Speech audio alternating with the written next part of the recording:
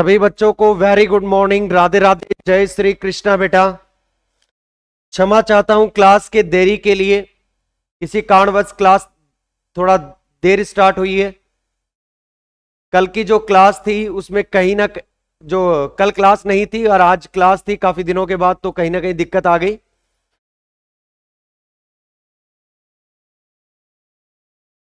सारे बच्चे last class में एक बार क्या क्या करवाया था वो एक बार रिवीजन करवा दें ताकि अपन उसको आगे बढ़े, क्योंकि लास्ट क्लास में जहां तक मुझे पता है कि अपन कुछ लिखवा चुके थे। ठीक है, inertial non inertial frame of reference सारे करवा चुके हैं आपको। ठीक है, अब केवल और केवल समीकरण नंबर 1 भी आ चुका था आपका। आया था कि नहीं आया था? समीकरण 1 के नीचे क्या लिखवाया था?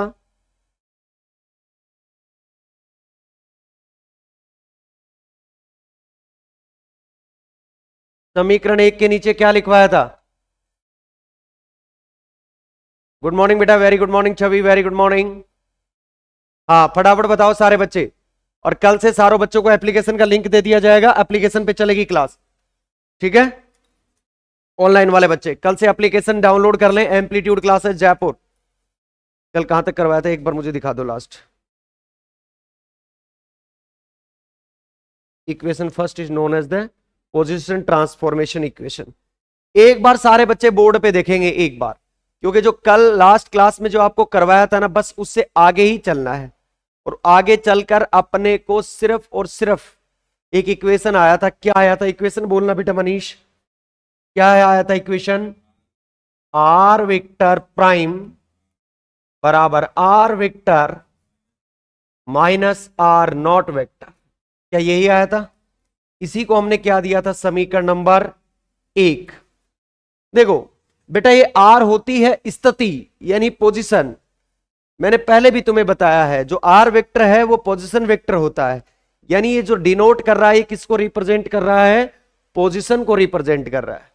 ये आर प्राइम जो लगा हुआ है ना, ये डिनोट कर रहा है कि ये पोजीशन एस डेस निर्देश तंत्र यानी S prime frame of reference के अंदर पोजीशन है। और ये जो आर है ये किसके अंदर है?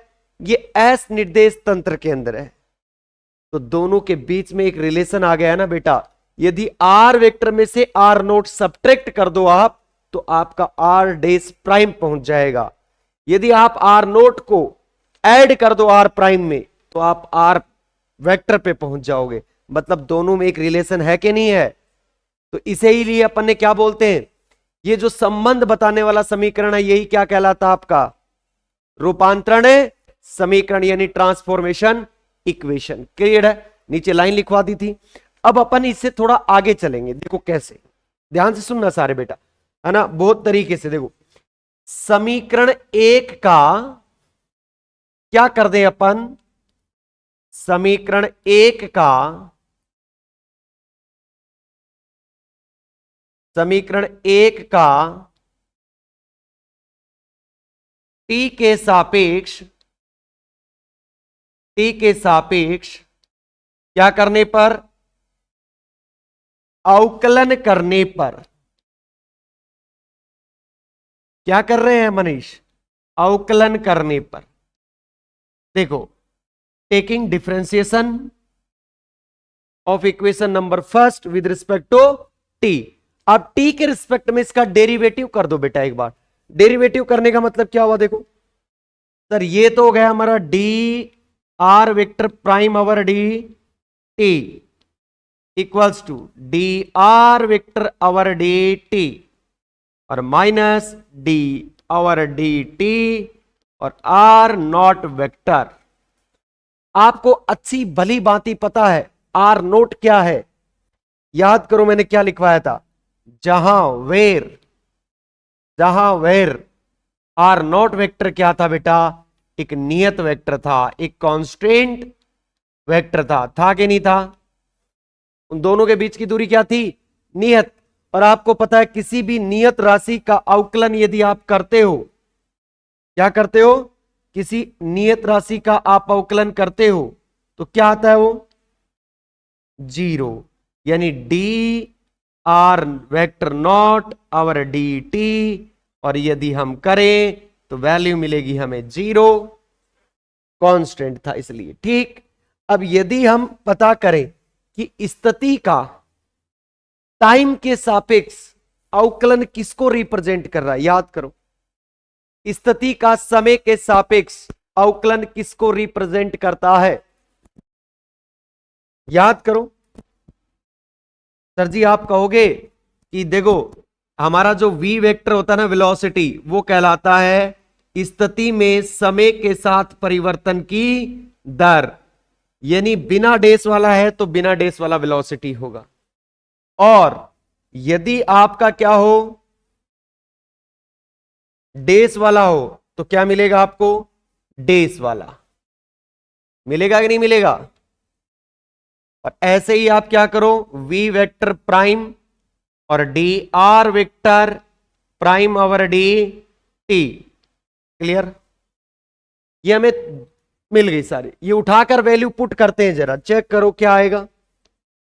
Sir ji v vector prime equals to v vector और माइनस 0 आएगा कि नहीं आएगा। तो यहां से क्या आ गया, v vector prime equals to v vector, समीकरण नंबर 2। जरा एक बात बताना तरीके से सारे बच्चे, ठीक है। हाँ, आपने छोटी क्लासों में वैसे इसको पढ़ा है, फिर भी आपको बता देते हैं, सुनिएगा सारे बच्चे, इंपॉर्टेंट लाइन है बेटा ये, ठीक है।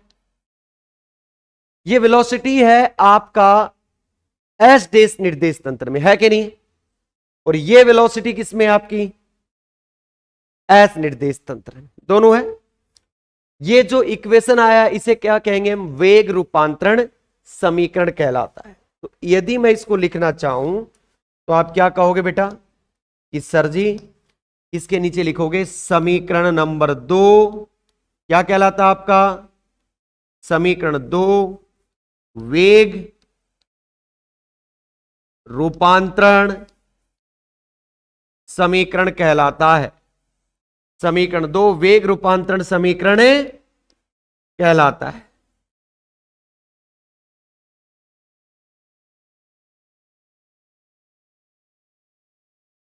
क्लियर है। Equation number 2 is known as velocity transformation equation. क्यों, क्योंकि ये वेलोसिटी का इक्वेशन है। पहले वाला पोजीशन का इक्वेशन था, इसलिए पोजीशन ट्रांसफॉर्मेशन इक्वेशन हो गया। इसमें एक वर्ड आता है कि निश्चर क्या है, निश्चर, इन्वेरेंट क्या है। यहां पे वेलोसिटी इन्वेरेंट है क्या, देखो एक निर्देश तंत्र में और दूसरे निर्देश तंत्र में वेग समान होना तो क्या कहलाएगा, वो इन्वेरेंट क्वांटिटी, क्या कहलाएगा, इन्वेरेंट, ठीक, संरक्षित राशि। क्लियर।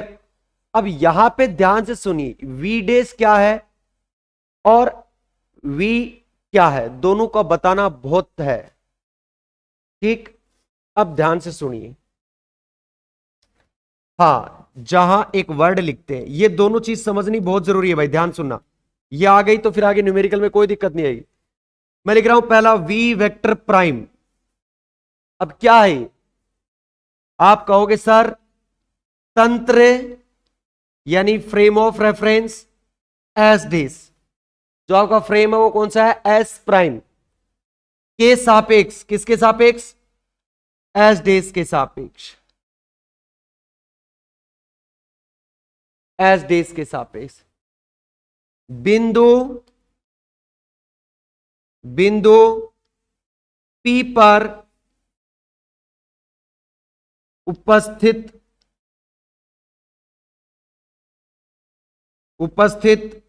कण का वेग जो पॉइंट पी पर प्रेजेंट है उसकी वेलोसिटी है, पर किसके रिस्पेक्ट में,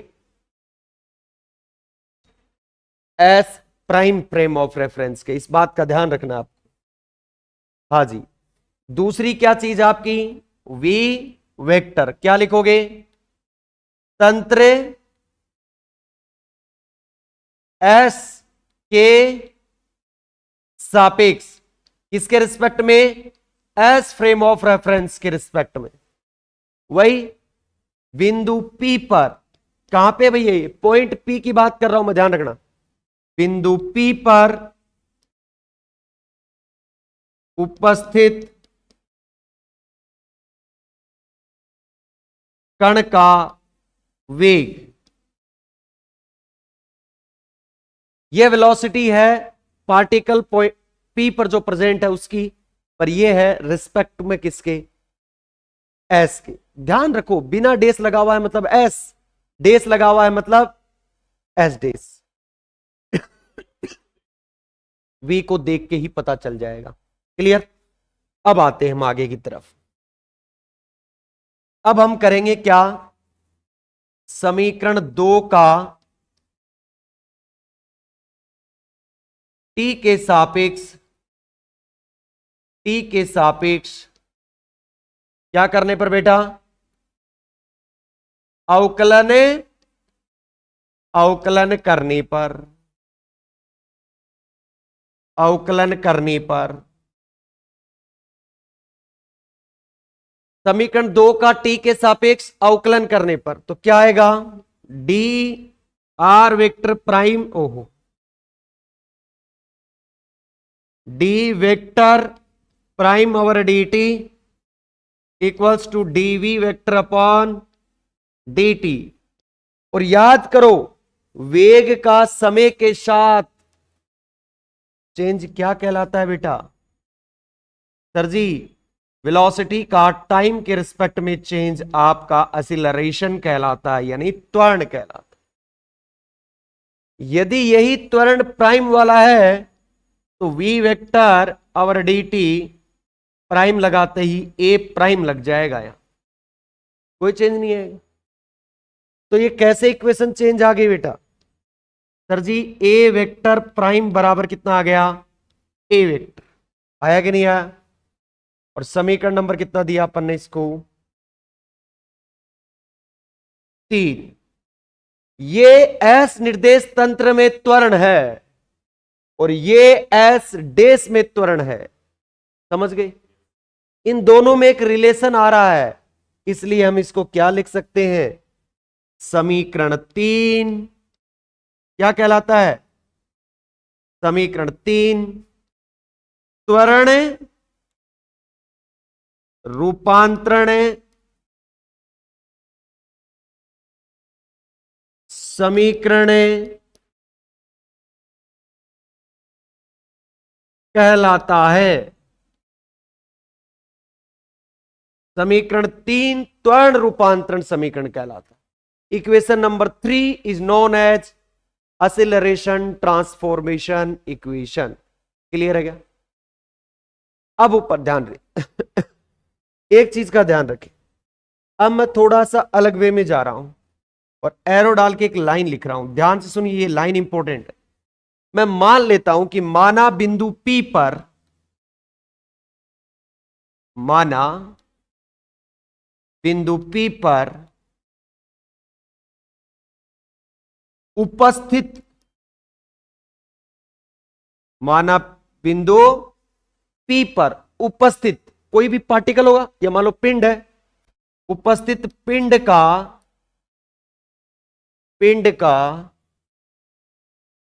द्रव्यमान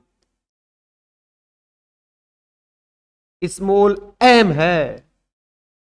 ध्यान से सुनो दोबारा, मैंने क्या लाइन लिखी है। तो समीकरण 2 व 3 को m से गुणा करने पर क्या लिख रहा हूं मैं? ध्यान से सुनना। समीकरण 2 व 3 को m से गुणा करने पर, मल्टीप्लाई करो। किससे गुणा करोगे बेटा? स्मॉल m से। अब समीकरण 2 को मल्टीप्लाई करके चेक करो जरा, क्या है समीकरण 2? सर जी, m v वेक्टर प्राइम और m v वेक्टर। क्लियर है? भाई साहब मास इंटू वेलोसिटी क्या कहलाता है? संवेग, मोमेंटम। द्रव्यमान और वेग का गुणा किया जाए तो हमें संवेग मिलता है। Mass into velocity is called, multiplication क्या होता है? मोमेंटम। तो इस मोमेंटम को क्या लिखोगे आप? पी वेक्टर प्राइम, और इसको क्या लिखोगे? P vector. तो ये क्या बन गया फिर से एक, क्या कहलाएगा ये? समीकरण 4। देखो किसका रूपांतरण हो रहा है यहां? संवेग का। तो क्या कहलाएगा? समीकरण 4, इक्वेशन नंबर 4, संवेग रूपांतरण समीकरण कहलाता है।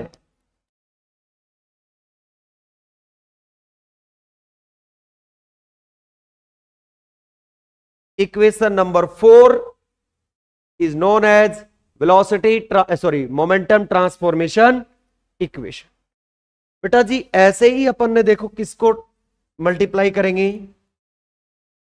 समीकरण 3 को,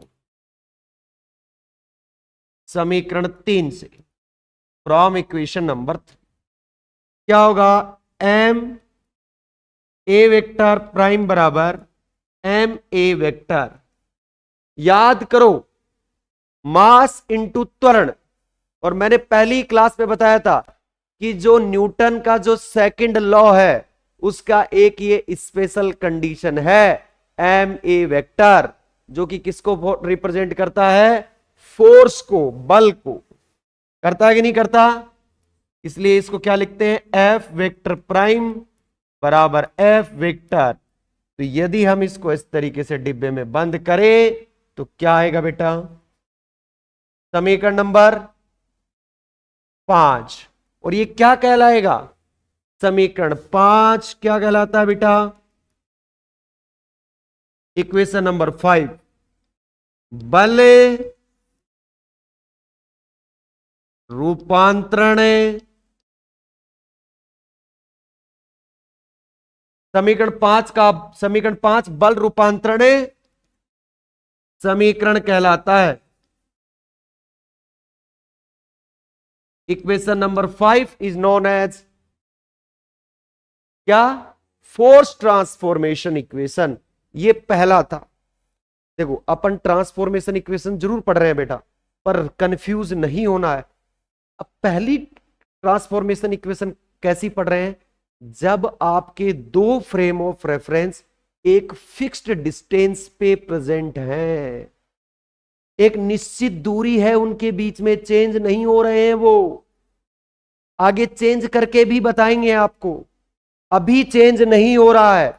यदि दोनों फ्रेम ऑफ रेफरेंस के बीच में, दोनों निर्देश तंत्रों के मध्य यदि दूरी फिक्स है तो हमारे ट्रांसफॉर्मेशन इक्वेशंस कुछ इस प्रकार होंगे।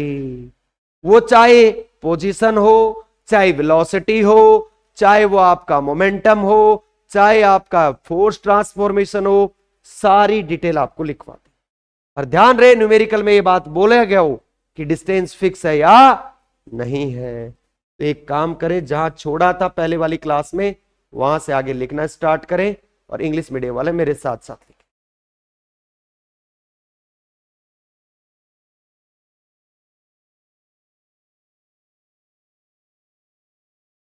अच्छे से लिखना बेटा ना, यहां से जहां छोड़ा था ना उसके जस्ट नीचे से लिखेंगे सारे बच्चे। लिखो समीकरण एक का टी के सापेक्ष अवकलन करने पर क्या, ठंडी होगी ना? लिखो फटाफट। On differentiating equation first with respect to t, on differentiating equation number first with respect to t. With respect को पूरा मत लिख करो, WRT लिख लिया करो, ठीक है ना? With respect to T.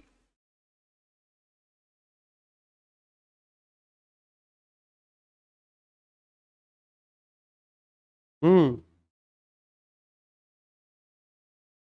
इनवेरेंट वाली कंडीशन बताई ना तुम्हें, यदि दोनों बराबर आ जाए तो क्या होती है वो, इनवेरेंट।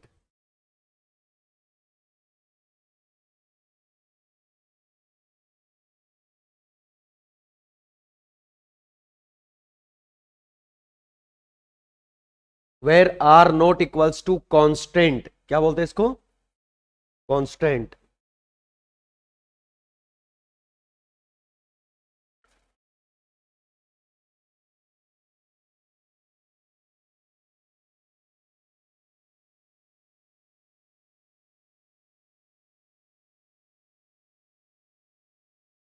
फटाफट करो सारे बच्चे, और मुझे एक बार वो वॉइस का कमेंट कर देना कोई दिक्कत हो तो।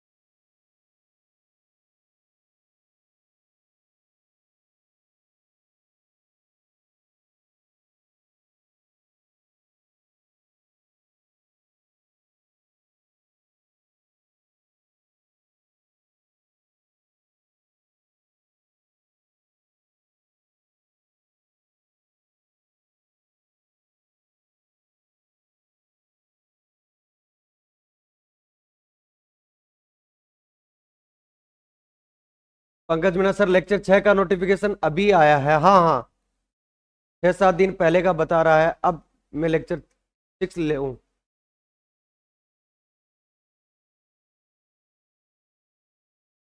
अंकुश सर, केमिस्ट्री क्लास, केमिस्ट्री बता देंगे बेटा ना, आपको केमिस्ट्री की बता देंगे, ठीक है ना, केमिस्ट्री क्लास बता देंगे बेटा। उतारना इसको ढंग से उतारना। मैं जहां एक चीज और लिखवाऊंगा उसको राइट डाउन और करना, ठीक है ना, मैं तुम्हें अभी बोल रहा हूं।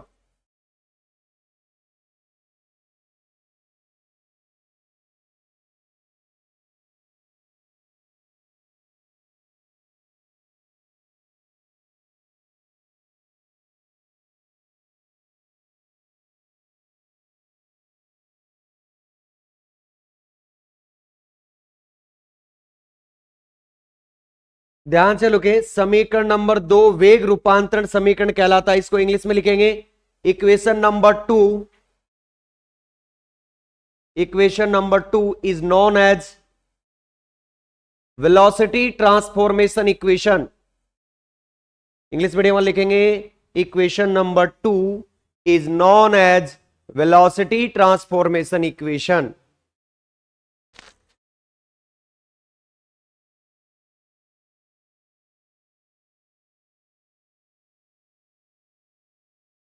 यहां लिखो वेर, जहां,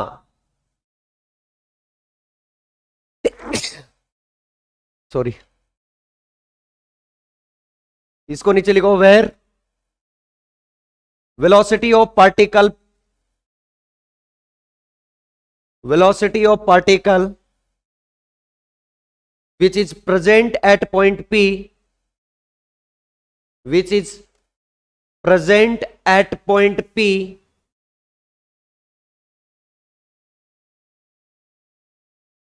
velocity of particle which is present at point P with respect to S prime frame of reference, S prime frame of reference, S prime frame of reference।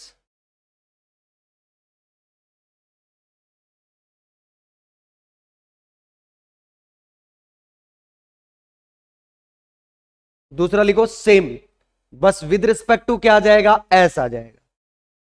Velocity of particle which is present at point P with respect to S frame of reference.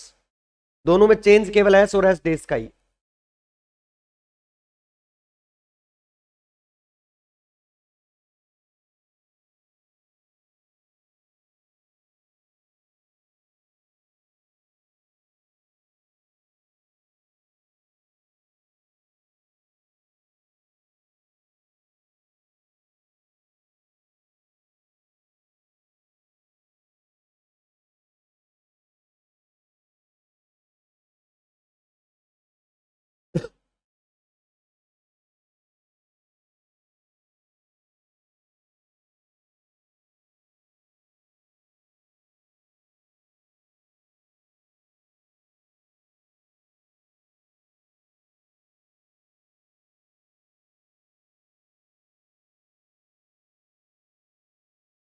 इसके नीचे एक काम करना, ये line लिखने से पहले एक लाइन लिखना, इंग्लिश मीडियम और हिंदी मीडियम वाले दोनों, इससे ऊपर लिखो वेलोसिटी, एरो डाल के एक लाइन लिखो, velocity is invariant in stationary frame of reference. Velocity is invariant in stationary frame of reference. Hindi medium लिखो, स्थिर निर्देश तंत्रों के अंतर्गत वेग निश्चर राशि होती है। स्थिर निर्देश तंत्रों के अंतर्गत वेग निश्चर राशि होती है। निश्चर का मतलब समझ गए, उस फ्रेम में भी वही और इस फ्रेम में भी वही, कोई अंतर नहीं होना चाहिए। स्थिर निर्देश तंत्र के अंतर्गत वेग निश्चर राशि होती है। इस लाइन को लिखेंगे अब, इस लाइन को लिखो, on differentiating equation number 2 with respect to t, on differentiating with respect to time t, यदि आप टाइम t के रेस्पेक्ट में डेरिवेटिव कर रहे हो बेटा इसका, तो क्या मिलेगा आपको, dv अपॉन dt बराबर a vector, dv vector upon dt बराबर a vector prime,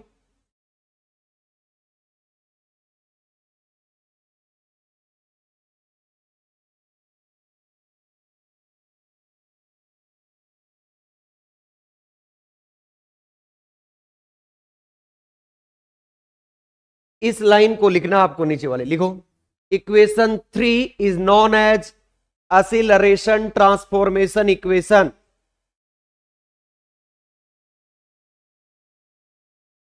equation 3 is known as acceleration transformation equation.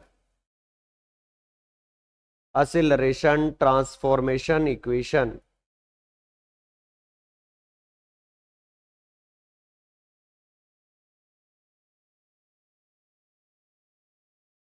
अब एक चीज बताओ, क्या इसके अंदर भी एक्सीलरेशन दोनों फ्रेम में बराबर है क्या? तो आप क्या लिखोगे, नीचे लाइन लिखो, एरो डाल के, इसके एक एरो डाल के लाइन लिखो, हिंदी मीडियम वाले भी और इंग्लिश मीडियम लिखो, acceleration is same in S and S frame of reference.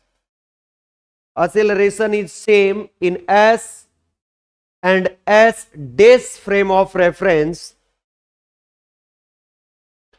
S and as this frame of reference,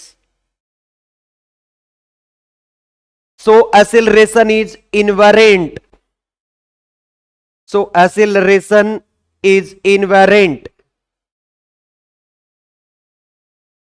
so acceleration is invariant in stationary frame of reference।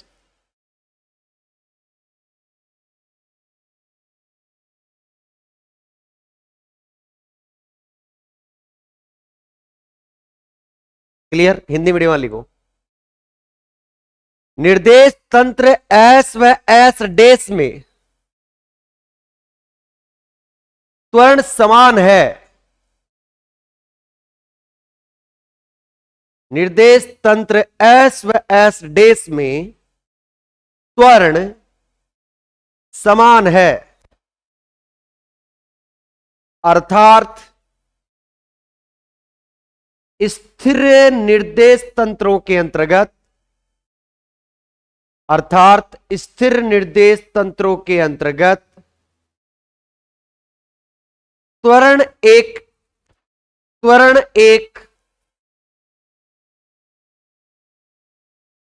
एक निश्चर राशि है। त्वरण एक निश्चर राशि है। बेटा ये लिखेंगे लास्ट वाली line, let the mass of particle, let mass of particle be small m, ऐसे लिखना, बी स्मॉल m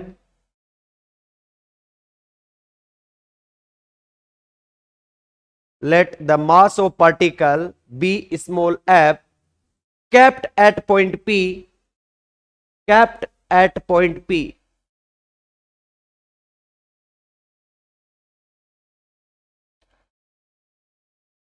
लिखो multiply by small m, multiply by small m in equation number 2 and 3. Equation number 2 and 3.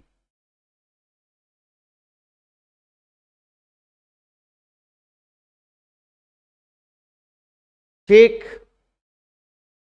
उतारो फटाफट।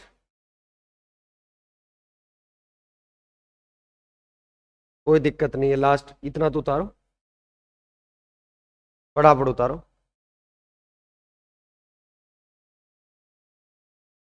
उतारो फटाफट तुरंत प्रभाव से। नीचे वाली लाइन को क्या लिखोगे? Equation number 4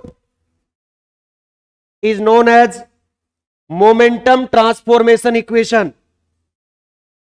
equation number 4 is known as momentum transformation equation.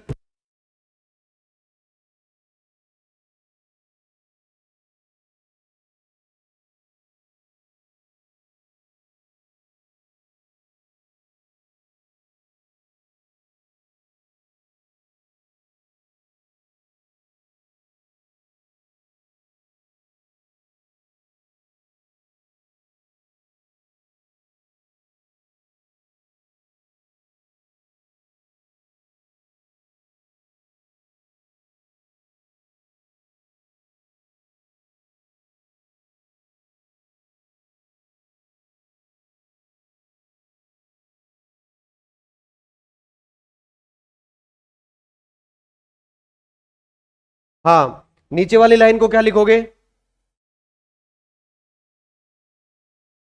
From equation number 3। Notes बना रहे हो ना अच्छे से घर पे जाके? हाँ, नोट्स अच्छे बनाना।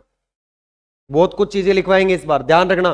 बीएससी पार्ट फर्स्ट का सेमेस्टर जो मैकेनिक्स चल रहा है इस बार, आप देखोगे मैकेनिक्स की शानदार नोटबुक बनाएंगे अपन विद न्यूमेरिकल सीट। बहुत शानदार न्यूमेरिकल करवाएंगे अच्छे अच्छे।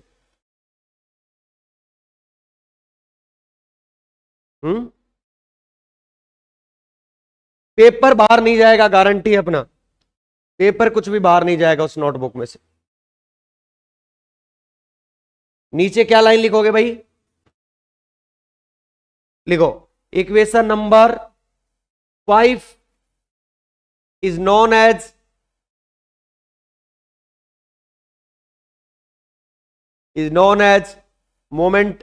Force transformation equation.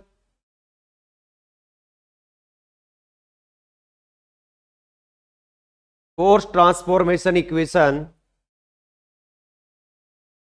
Equation number 5 is known as force transformation equation. एक लास्ट एरो डाल के नीचे लाइन और लिख दो बस फटाफट, वही लिखो। लिखो force is same in S and S days frame of reference. Force is same in S and S days frame of reference. So force is invariant.